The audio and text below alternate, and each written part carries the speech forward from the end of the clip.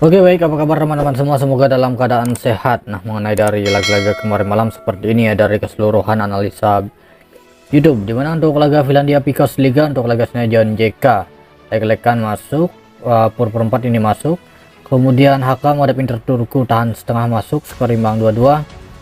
TV menghadapi Ilves ini WH. Oke, kemudian untuk perempat karena tidak masuk IKLH. Oke. Dan untuk laga malam hari ini saya membahas pertandingan dari Sweden Allsvenskan ya. Kita langsung saja di laga yang pertama. Untuk laga ini membahas pertandingan Sirius menghadapi Hammarby. Oke.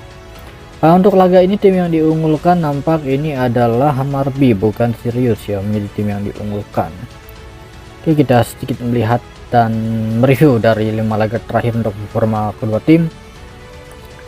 Dimana dari 5 laga terakhir untuk performa Sirius ya seperti ini: 2 kekalahan, 3 kemenangan. 5 laga terakhir untuk Hammarby, 2 kemenangan, 2 kekalahan, 1 seri. 5 laga line up pemain kedua tim. Sirius di laga malam hari ini ada 6 pemain mereka yang mengalami cedera, sedangkan Hammarby ada 3 pemain. Mengenai dari peringkat sementara, di mana Sirius peringkat 12, Hammarby berada peringkat 10.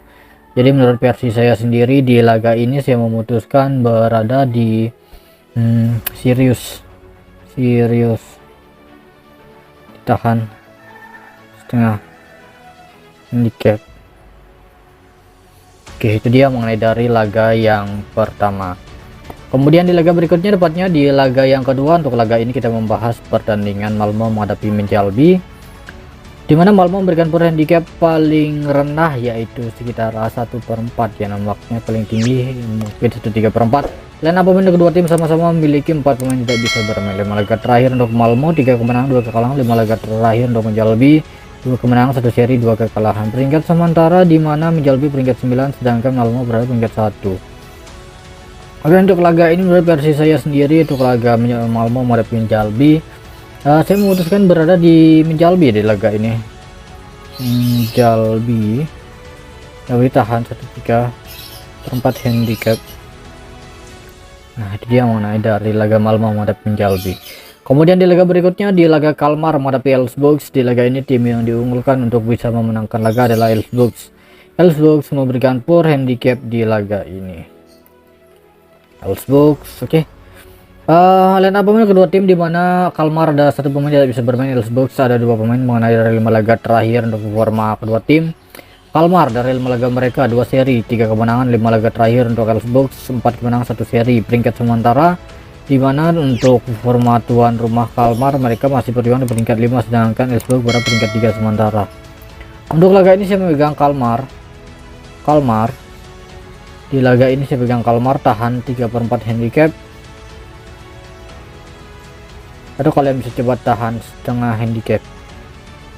Nah, itu dia mengenai dari laga yang ketiga. Kemudian di laga berikutnya saya pergi ke Sweden ya, Swedia Superettan. Di laga ini Breaks menghadapi Oriete ya. Di laga ini tim yang diunggulkan nampaknya adalah Oriete ya. Oriete yang memberikan poor handicap di laga ini.